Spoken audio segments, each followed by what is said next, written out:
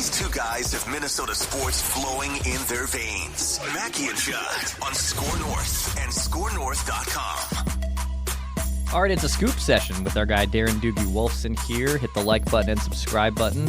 Minnesota Sports with Mackey and Judd every Tuesday and Thursday here with Doogs with his coffee cup, making the rounds with the links. He was at training camp rubbing elbows with Judd and getting the information that you need to hear. So before we get into that, though, make sure you book your tee time. GolfTheMeadows.com, Meadows at Mystic Lake. Hell, there's Vikings players that play at the Meadows at Mystic Lake. You can go to GolfTheMeadows.com. Get on that tee sheet, whether you're coming up for a game maybe later this fall or just trying to enjoy some fall golf or some summer golf now that it's really warm. If you're in the metro, just a short drive down 169. Go to golfthemeadows.com to learn more. Dukes, how you doing, man? Hi, Declan. I'm doing well. It's a chimney outside, so grateful, even though I'm like in a dungeon here in our Zoom studio in the Hubbard Broadcasting Building. I'm grateful to be indoors compared to being outdoors right now. But fortunately, it did not rain on Monday, Dukes, because you and I broke bread, bonded, whatever you want to call it, at the Vikings OTA. And I want to start you on this one, okay? So we've talked about this as well, but I feel like there's a perception, and it might be mine too, that the Vikings cornerback depth is not where they are going to want it. And we've bandied about names. The fact that Jalen Ramsey is being shot by the Dolphins has come up, but yesterday we saw the highlight of the defensive portion yesterday was the 7-on-7 interception by Isaiah Rodgers, who got a 2-year contract. I think it's $15 million. I think $8 million is guaranteed. And we have both heard behind the scenes continually that Brian Flores really likes this kid. He was not at the OTA last week. He was there yesterday. He got the pick. He was also on the first team kick return. I think we all might be guilty of selling him a bit short as far as where this team might be going, Darren, when it comes to the cornerback rotation. Agreed, Judd. Yeah, we did break bread. We did bond on Monday, although I've never seen, just for the audience, I've never seen someone take such diligent notes during a June 2nd OTA practice. Yeah, so kudos to you, Judd. Thank you. Literally, Darren. Your Substack, everything you deliver on Purple Daily. I hope the audience realizes how much information you are consuming. You are glued to that field. Trying to make some small talk, you had zero interest. You were so locked in for those 95 minutes. We were able to observe 7-on-7, 11-on-11, all that stuff. It was, honest to God, a credit to you. Well, thank you. You are a freaking machine. So I loved watching you. I've seen it before, but just in the moment of the last, 24 hours, it's still fresh in my mind. It was so impressive watching you work. Yeah, I had a nice conversation with Isaiah Rodgers after Monday's practice. Impressive young man. And hey, let's not forget how aggressive the Vikings were. It was 2 minutes after the start of free agency. Maybe not literally 2 minutes, but you get the idea that he was atop their wish list. They are very grateful to have him.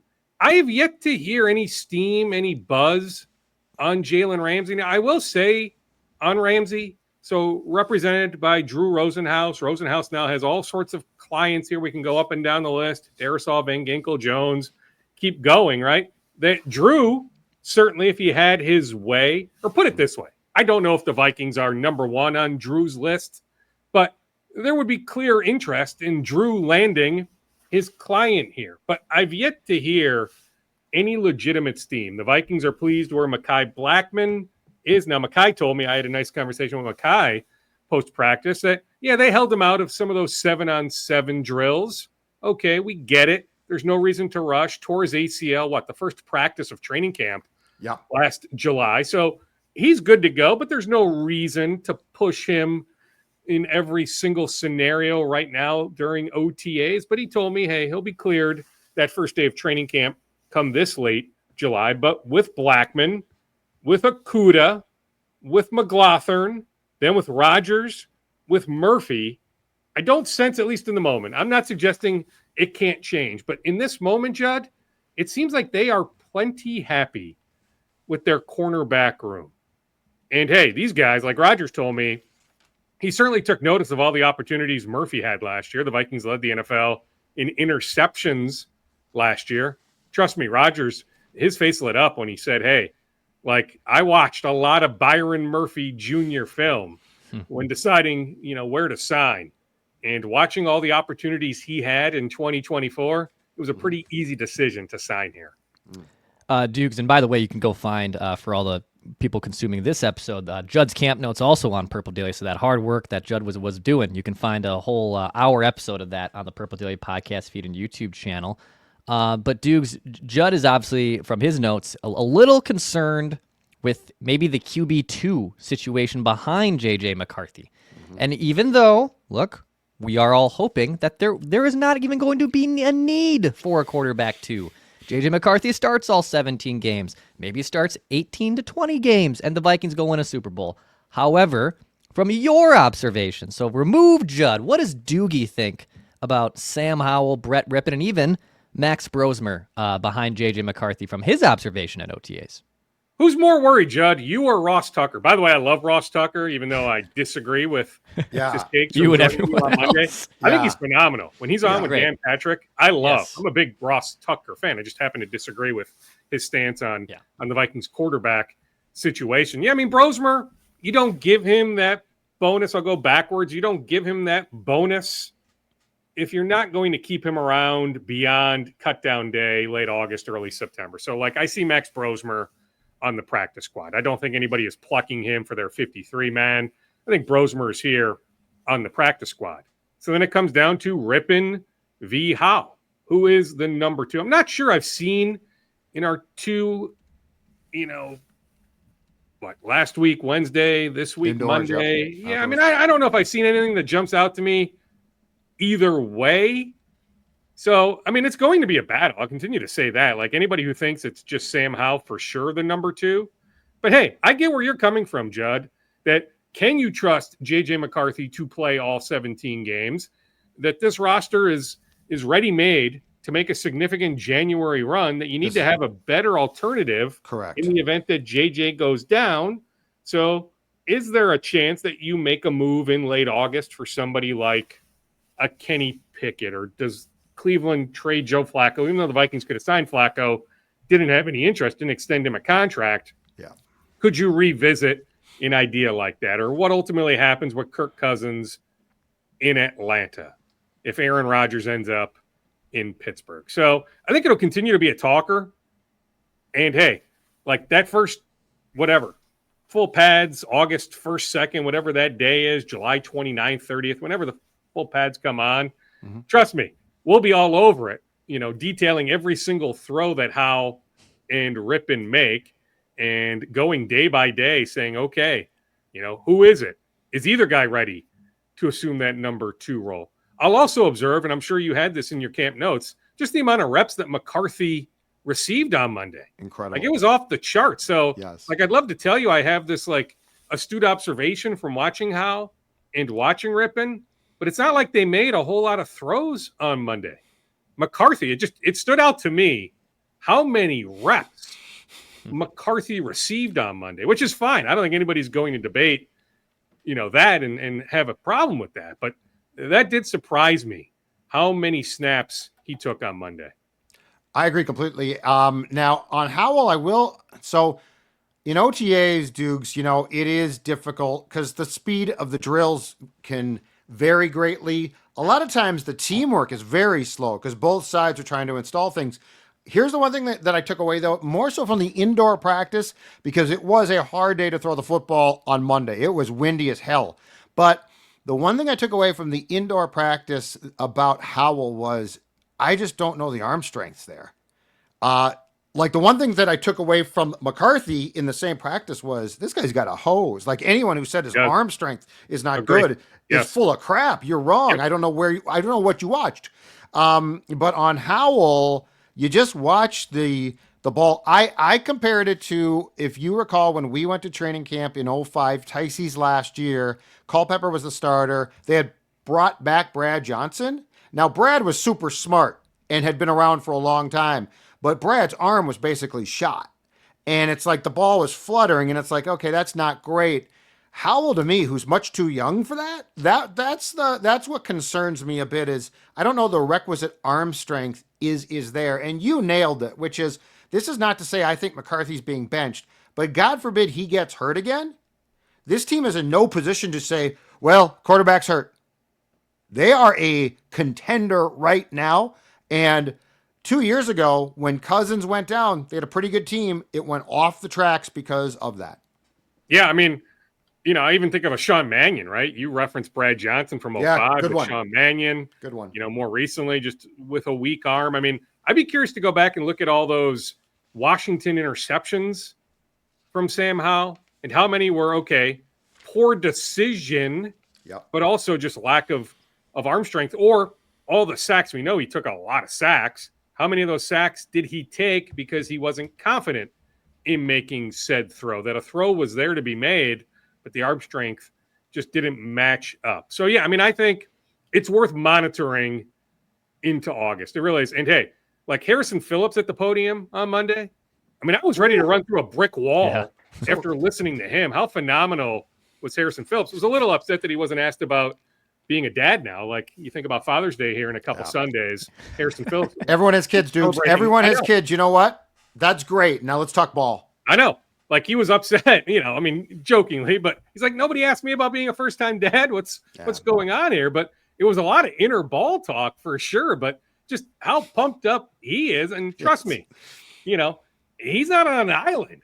Like, all these guys feel like this roster is ready to make a significant run. Yes. And so, if JJ, God forbid, goes down for any period of time, even if it's a 2 to 3 week type injury, if that's the separator between being, perhaps the 1 seed in the NFC or the 5 seed, right? Division winner, non-division winner, you need to have a viable alternative. So I'll say it's worth watching, as we go on here the next, 8, 9, 10 weeks. It's not like they gave up anything of significance for Sam Howell.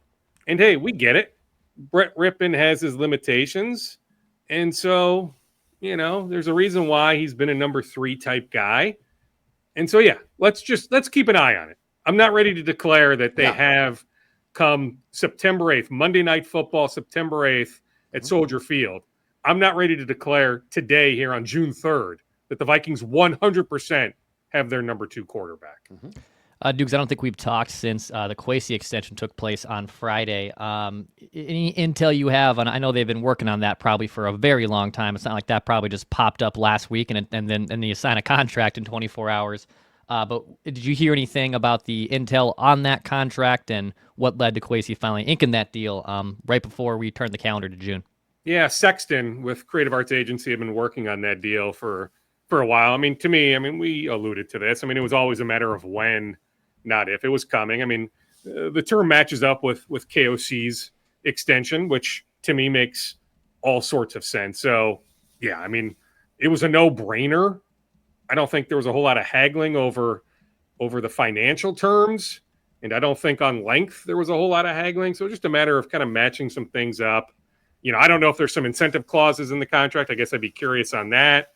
If the Vikings advance, a certain way, beyond, the first weekend of the playoffs, whatever that is there some sort of bonus in his contract? Maybe that's something I can try to track down for a future conversation. But yeah, I mean, it was always going to happen. It absolutely was. He doesn't have the same representation as KOC. So, I mean, I don't know if that matters at all, but Sexton with Creative Arts Agency was able to complete that deal. And I know the Vikings are grateful that they were able to get that thing done.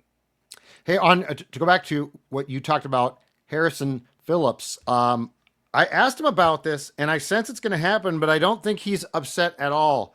With the additions now of Hargrave, Allen, some new blood, I think the Harrison Phillips snap count is going to come down. Oh, yeah. But I don't think that's a bad thing. And I think that we are going to have much more of a legitimate rotation wave, if you will, at defensive line, partially based on ages. But Dukes, I think this is far more of a defensive line that Brian Flores envisioned as being what he wants compared to a year ago, where there is no question Harrison had to play way too much based on, I think, their lack of trust in the depth behind him.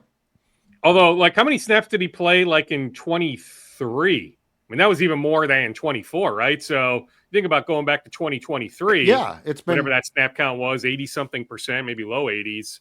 Yeah, I mean, I'm thinking, what, 50-ish percent? Like, he is going to be off the field plenty, but I'm with you. I'm okay with that. I mean, they have a healthy opinion of Jalen Redmond, of Levi Drake Rodriguez, of some other young guys. So, yeah. I mean, I think that is, something that's going to take place with Allen and Hargrave as well. Like, to expect that those guys are going to be on the field for 85% of the snaps, I don't think it's going to happen. I think it's going to be a pretty darn healthy rotation of those interior defensive linemen. So, yeah, I thought that was interesting. I thought it was very revealing the way he answered it. Like, I thought he was incredibly open with everything, right? Even acknowledging, hey, Frank Ragnow, applaud one heck of a run, but good one. Yeah, certainly, happy to not have to face him 2 or even 3 times a year. But even just offering all, the intel about the Vikings offensive lineman, trying to pick the brain of Frank at different times, what makes Frank so good. I thought the whole session with Harrison Phillips, I just sat back. That was one of those, put the quarter in the machine and just let him go. He was so darn good. If you're a Vikings fan too, do not sleep on the Lions starting center retiring in June. That's a big one. That's a big loss. That guy, I mean, Frank was hurt quite a bit, but when he was playing Dukes, he was, I thought, elite center. That's going to be, I believe, especially now because there's not a lot to go out and get, unless they've got a replacement, which is hard to do. That's going to be, I think, a very, very big loss that's not going to be talked about enough for a division rival. Absolutely. Yeah, I mean, heck, I remember being at Frank Ragnow's draft party with Sam Pittman, who's now the head coach at Arkansas, and all his family and friends. Yeah, getting old. I mean, you're getting old. Yes, and I remember, like his representation from Athletes First. Yep. Some of the chatter there at the draft party about the Vikings hoping that Frank would fall, that Rick Spielman thought so highly of Frank, but the Lions snatched him up way earlier than the Vikings thought. But just the celebration that night, the emotional night that all the pallbearers, his dad had passed away, in the previous, I don't remember if it was 12 to 18 months, but it was relatively fresh, his dad passing away and all the pallbearers being at that draft party. It was a very emotional night. But heck yeah, I remember featuring Frank at Chanhassen High School. And so, yes, you think about the full circle of, featuring him, pretty good track athlete too, but also played basketball and clearly a star football player, but featuring Frank at Chanhassen High School, now announcing his retirement. But you go up and down the list of ailments. I don't sense this is a money thing. Sure, could you argue at $9 million and change, he would have been underpaid this year? Look at the Pro Football Focus numbers, everything. He's a clear-cut top 3 center in the game, so maybe the contract didn't necessarily match his production, but I don't sense this is money-related. You go up and down the list of all the ailments, not to mention all the hits to the head and all that. His body was severely beat up. Now, hey, I'm sure if you're the Lions, maybe you would have preferred, hey, Frank, why couldn't you give us this news in March or April? But I truly believe, just knowing some people close to Frank, that, hey, he wanted to see, as the offseason moved on, how he felt. And so it's not like he was doing some sort of disservice. Like, it was now that he came to the realization with a mandatory minicamp, forthcoming, that he just isn't there physically. But yeah, whoever, I don't, claim to have intimate knowledge of the Lions' depth along their offensive line, but whoever it is, if they have somebody internal or they're about to go sign a street free agent, you're not coming close to matching that Frank Ragnow production. In fact, Declan, any idea, Vegas over under, anything like that? Like, has the Lions over under been impacted? Let's see the new one. Ragnow news? Yeah. No, and I even saw I think Kay Adams put out just odds in the NFC this week, and the gap still from the line. So the Eagles right now to repeat as NFC champions, they're plus 350. Lions are still behind them plus 500, and then it is a drop off. Rams at 9, Commanders 950, Packers 1,000, Niners 1,000. So Eagles and Lions, Vegas wise, are clear away as the favorites to basically win the NFC. Quick pause here. We're going to have some more scoops coming up from Doogie, but a shout out for some Twins tickets. If you want some Twins tickets, twins.com. Got 612 Saturdays coming up. Toronto's coming to town. Hell, if you want to go see Toronto, you might need to get your tickets now because they're going to buy up all the third base side. So go to twins.com for those 612 Saturdays, $6 drinks, $1 snacks, $2 food, plus the My Twins memberships are here, which will unlock some nice benefits. So go to twins.com to learn more. And then Judd, staying cool. How do people stay cool and make sure their HVAC systems are in good shape? That's a great question. And there is one way, and that is to contact my friends at MSP Plumbing, Heating and Air. You know, we got a taste of summer yesterday. It was windy. It was in the 80s. It was hot. And there was nothing better than getting indoors in your house, home from work. And guess what? The AC was going, and it was going perfectly. It was nice and chill in your house, right? Well, if it wasn't, if the AC was not on point, if it was, heck, on the fritz, then there is no question that your call should go to the people that I call MSP Plumbing, Heating and Air. Follow them on Facebook to stay in the know on their special offers and events. And if you have issues with your plumbing, with your air conditioning, check out their website at callmsp.com or give them a call, 651-615-4292. Call MSP.com to make sure that your house is comfortable. Nothing more important than that you are comfortable in your home. Dukes, if we may pivot, the Kevin Durant of the Wolves team already picking up. It's unbelievable. Now, this is the one thing is when the Wolves play this long, we sort of butt up against the reckless speculation cycle really starting because it's the finals and then you are into the draft, into where guys have to decide on signing, opting in, opting out.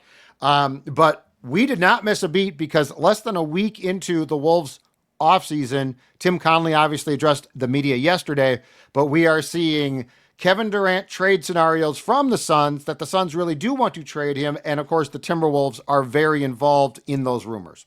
Well, I mean, the Suns trading him with them about to hire a first-time head coach. It's unfortunate that my guy Sean Sweeney of St. Paul isn't going to get that job. It's a win for the Mavericks to be able to retain Sean Sweeney. Micah Nori was a part of that process too. I was told he impressed enough, but Micah didn't even make it down to the Final Four. So the Suns are going to hire a first-time head coach compared to hiring a Mike Malone or a Taylor Jenkins. So The optics suggest the Suns are trying to hit the reset button as much as they can. Now, they're limited in so many ways, but yes, that Durant is going somewhere this summer. Now, some league people think we need to wait for Giannis to make an ultimate call, that Giannis could hold up the KD market. But yeah, it seems inevitable that KD is going somewhere. We know the Wolves were heavily involved in KD discussions at the trade deadline in early February. So the interest was established months ago. Mm-hmm. The Wolves fall short. We can debate if this roster, if you run this thing back as much as you can, if this roster is good enough to win the Western Conference, to advance one more step. Well, you can make a case that life would be easier next postseason with KD there for Anthony Edwards, right? That Ant was blitzed in the OKC series more than he's ever been. And so if you have KD, that makes life easier for Anthony Edwards. Oh, by the way, the two have a great relationship. But even if they didn't, just KD's skill set helps Anthony Edwards. So I understand why the Wolves had interest back in February and probably will continue to have interest. I think there's going to be multiple teams that have interest. So I do wonder if in the end the Wolves can make the best offer. But yeah, I mean, I don't think it's even rumors, Judd. Like, there's been established interest. Yeah. And so, yeah, I mean, we need to see in the coming weeks how much that ramps up. I'm not sure, like, in this moment, it's hot and heavy. But, yeah, I think he's still very much on their radar.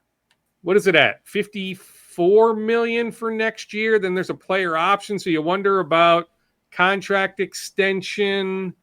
You know, but do you free up some long-term money? Is that right, Declan? Can you look that up? KD, his 25-26 salary, is it approximately $54 million? You know, give or take a little bit, but I think it's $54 million. Okay. Then there is what, a player option Yeah. for the 26-27 season? No, he is a UFA. He is. All right. He's entering the last year of his deal at 54. Yeah, flat out UFA. So, okay, you might be handcuffed, for one season, but you feel like with KD, you can make a further run, but then you free up money. So whatever money you're sending out might be more long-term money that you free up. So there's a lot of ways to look at it. Yeah, I mean, I think the Wolves' interest is going to be there. I just don't know in the end if they make the best offer, but I get it. Like just on the court, he would help. Now, is he even going to play 67, 68 games next season? Like with that injury history, closer to 40 than he is to 30. Like, is he playing 75 games next year? I wouldn't think so, but I think the idea would be that you're good enough to get to the playoffs. Whether you're the 6 seed, 7 seed, 8 seed, you can make a run. We just saw a 7 seed beat a 2 seed. We saw a 6 seed beat a 3 seed. Yep. Yeah, being the 1 matters, right? That OKC had all sorts of time off after eliminating Memphis 4-0. You have an easier first-round matchup. You can get some rest after that first-round matchup. Heck, look at what OKC is experiencing now, having all this rest leading into Thursday's game 1 of the final. So don't get me wrong. There are benefits. Having all these home games, right? Having a game 7 against the Nuggets in OKC, being the 1 seed absolutely matters.